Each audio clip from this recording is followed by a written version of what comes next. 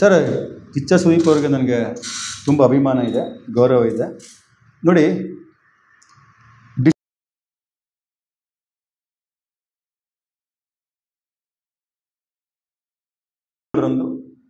ಜಿಲ್ಲಾಧಿಕಾರಿ ಕಚೇರಿಯಲ್ಲಿ ನಮ್ಮದು ಮೀಟಿಂಗ್ ಆಗುತ್ತೆ ಸರ್. ಕೆ ಮುಂಜು ನಾವೆಲ್ಲ ವಿಮರ್ಶೆ ಮಾಡ್ಕೆಲ್ಲ ಭಾಗವಹಿಸಿರ್ತೀವಿ.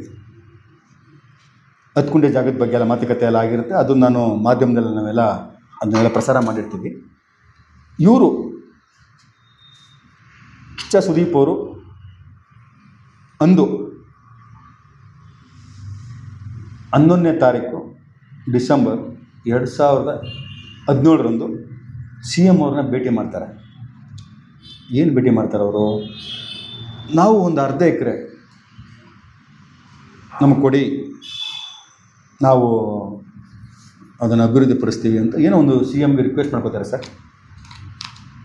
ಕಿಚ್ಚ ಸುದೀಪ್ ಅವರು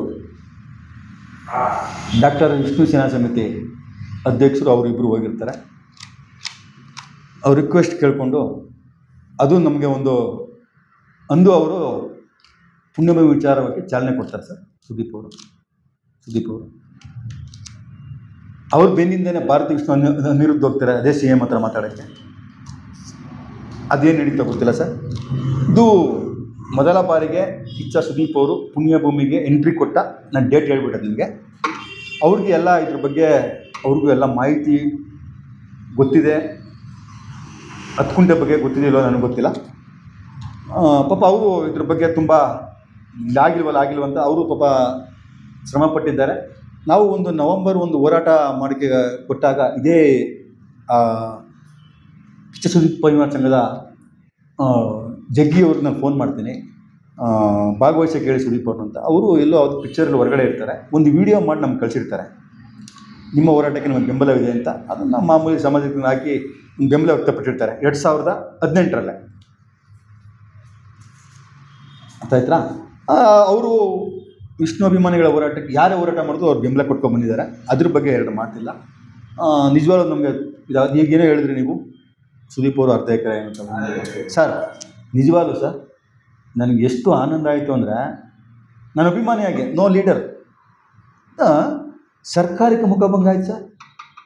ಅವ್ರು ತಗೊಂಡಂಥ ನಿರ್ಧಾರ ಬೆಂಗಳೂರಿನಲ್ಲಿ, ಅದು ನಮ್ಮ ಏನು ಪುಣ್ಯಭೂಮಿ ಪಕ್ಕ ನಿಯರ್ ಬೈ ತಗೊಂಡಿದ್ದಾರಲ್ಲ ಸರ್, ಎಷ್ಟು ಅದು ಯಾವ ಮಟ್ಟಕ್ಕೆ ಒಂದು ಇದು ಅಂದರೆ, ನಿಜವಾಗ್ಲೂ ಭಾರತದಲ್ಲೇ ಪ್ರಪಂಚದಲ್ಲಿ ಇರಬೇಕು ಒಬ್ಬ ಅಭಿಮಾನಿ, ಒಬ್ಬ ನಟನಿಗೆ ಒಂದು ಸ್ಮಾರಕ, ಒಂದು ಪುಣ್ಯಕ್ಷೇತ್ರ ಮಾಡೋಕ್ಕೆ ಹೊರಟಿದ್ದಾರೆ ಅಂತಂದಮೇಲೆ ಹ್ಯಾಟ್ಸ್ ಆಫ್ ಸುದೀಪ್ ಸರ್. ಇವಾಗ ಅವ್ರು ತಗೊಂಡಂಥ ನಿರ್ಧಾರ 3 ತಂಡಕ್ಕೆ ಮಖ ಮುಚ್ಕೊಂಗಾಯ್ತು ಸರ್. ಒಂದು ಸರ್ಕಾರಕ್ಕೆ ಸರ್, ಸರ್ಕಾರಕ್ಕೆ ಈ ನಾಚಿಕೆ ಗೇಡಿತನ 7 ಜನ ಮುಖ್ಯಮಂತ್ರಿಗಳು, 10 ಜನ ಜಿಲ್ಲಾಧಿಕಾರಿಗಳು, ಅಭಿಮಾನ ಸ್ಟುಡಿಯೋ ಮಾಲೀಕರು ಈ ಸಮಸ್ಯೆನ ಬಗೆಹರಿಸ್ತಾನೆ ಪುಣ್ಯಭೂಮಿನ ಇವತ್ತು ಧ್ವಂಸ ಮಾಡೋವರೆಗೂ ತಂದುಬಿಟ್ರು. ಇದನ್ನು ನೋಡಿದ ಧ್ವಂಸ ಮಾಡಿದ್ಮೇಲೆ ಅವ್ರಿಗೂ ಬೇಜಾರಾಯಿತು. ಯಾಕೆ ಕೈ ಚಾಚೋದು? ತೀರ್ಮಾನ ತಗೊಂಡಿದ್ದಾರೆ. ತುಂಬ ಖುಷಿಯಾಯಿತು. ಅದು ನೋಡಿ, ಪ್ರಪಂಚದಲ್ಲೇ ಒಂದು ಜಾಗ ಸಿಕ್ಕಿಲ್ಲ ಅಂತ ಇನ್ನೊಂದು ಜಾಗ ಸರ್ಕಾರ ನಿರ್ಮಾಣ, ಒಂದು ಸ್ಮಾರಕ ಆಯಿತು. ಇಲ್ಲಿ ಪುಣ್ಯಭೂಮಿ ಸಿಕ್ಕಿಲ್ಲ ಅಂತ ಇನ್ನೊಂದು ದೇವಸ್ಥಾನ ಆಗ್ತಾಯಿದೆ. ಅಂತಿಮವಾಗಿ ಈ ಪುಣ್ಯಭೂಮಿ ಹತ್ಕೊಂಡ ಜಾಗ ಏನಿದೆ, ಇದಕ್ಕೂ ನ್ಯಾಯಾಲಯದಲ್ಲಿ ನ್ಯಾಯ ಸಿಗುತ್ತೆ ಅಂತ ನಂಬಿದ್ದೀನಿ ಸರ್. ಹತ್ಕುಂಟೆ ಜಾಗದ್ದು ಅವ್ರು ಬರ್ಕೊಟ್ಟಿದ್ದಾರೆ, ಅದನ್ನು ಸಿಗೋದು ನಂಬಿದ್ದೀನಿ ಸರ್. ಇದು ಆಗುತ್ತೆ ಸರ್.